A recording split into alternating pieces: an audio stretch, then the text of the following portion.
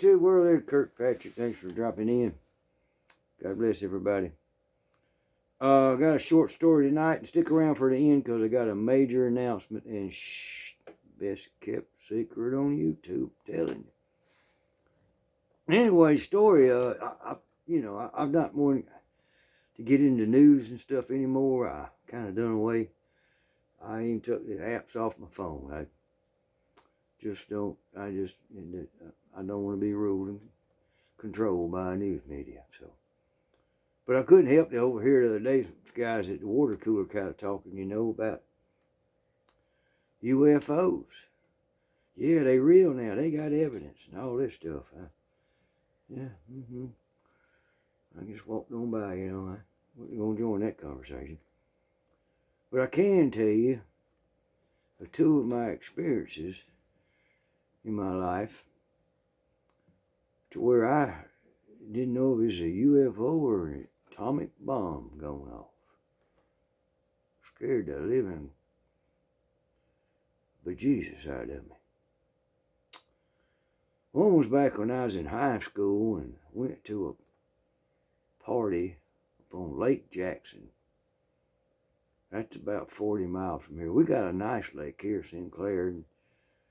But I was running with the, wrong bunch of people at the time, and they was going to party there. So I drove my little MG midget up there, an MGB, not a midget, MGB, with the top down, stereo blast. Yeah, I was cock of the walk. Got up there, parties going on, drinking punch, and next thing I know, I find this little old chubby girl, and we go out on the dock there, and we talk about half a night. And it was, it was an interesting person to talk to. And we got to looking at the sky and talking about the stars. We was kind of away from the city, I don't know if you ever seen stars out in the middle of nowhere, like Montana, Wyoming, or certain spots of Colorado, or Nebraska, anywhere you just get away where there ain't no city for about 100 miles, ain't no lights. There's a lot of stars up there, folks, a lot. Anyhow, we was in kind of one of them places you can see a lot of stars, and we got to looking at one, and the stars, it kept getting closer, closer, closer. And it seemed like it dropped out of the sky, hovered over us, and the water was lit up. And then it disappeared. Now, it was a moonlit night, and I don't know what was exactly in that punch, but I don't think I seen a UFO. It was an unidentified flying object in my brain, but I don't think it was no aliens. Then another time, when I was married, me and the wife on Fridays was payday. It's back when you got a check on Friday, you had to run it to the bank. Now everything direct deposit. But anyhow, on Fridays we'd go to Memphis. We lived in West Memphis, Arkansas. Had to go across the bridge, where there's two bridges. But anyway, we'd go to Memphis and sometimes go to Bill Street and eat and take in a little night show, or sometimes go to some barbecue place, eat that. And maybe there's an outdoor concert, or Memphis in May. Something like that was going on. There was always something to do over there. Cheap, we didn't have no money. Anyhow, we got in the car and we was headed across the I-55 bridge, coming out of Arkansas, going into Tennessee, and all of a sudden I seen we both seen the biggest orange flash. It literally blinded me. And everybody else on the road. Everybody just started hitting their brakes and everything, and kind of eased up and kept clicking along, and everything back normal. And we both said, We both looked at each other and said, "What was that?" I don't know. Dang. Could have been an atomic bomb going off somewhere. Oh my Lord. Turn on the radio. You know, turn on AM radio. That's where you found news at, and scanning around. Driving down to Memphis and couldn't figure it out. And but found out later it was one of them big old substations blew. Talking about a big substation. 20 or 30 big generators as big as a refrigerator. Or step down transformers, step up transformers, whatever you want to call them. One of them blew and it blew all the rest of them. Yeah, it did.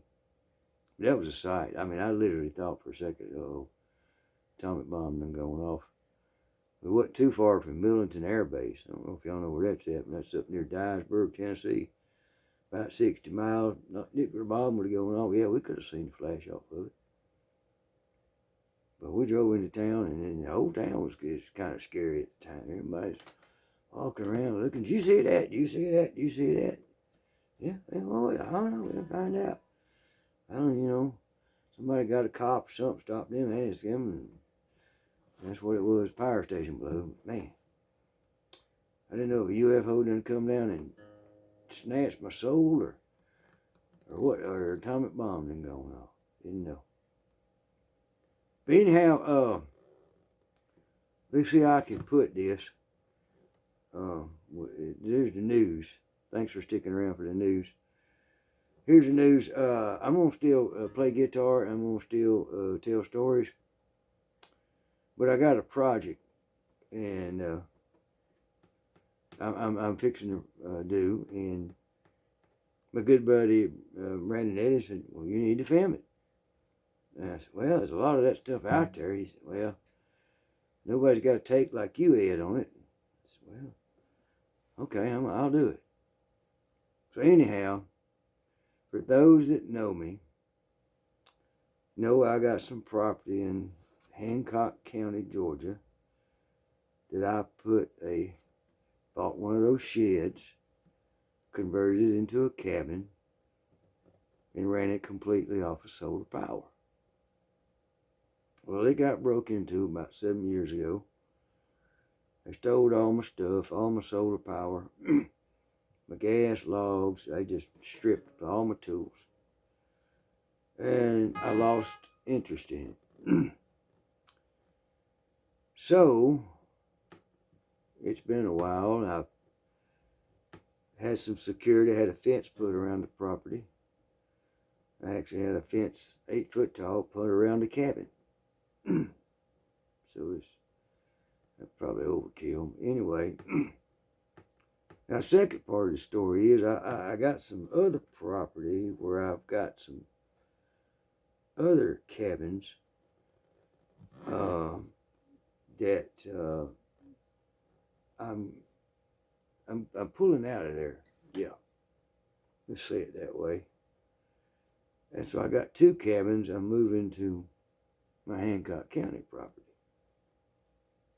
And all that's supposed to go down the next couple of days. And that's also, I had one of them metal carports. So, what I'm going to do, I'm going to move them 2 cabins out there. And I'm going to go back and make this place a homestead. The main cabin's where my kitchen's at, my bedroom, and shower. One of the cabins I'm moving out there is going to be my studio. It is officially Lob Lolly Studio, for those that know anything about that. And it's got soundproofing in it and everything, and that's where we used to do some recording.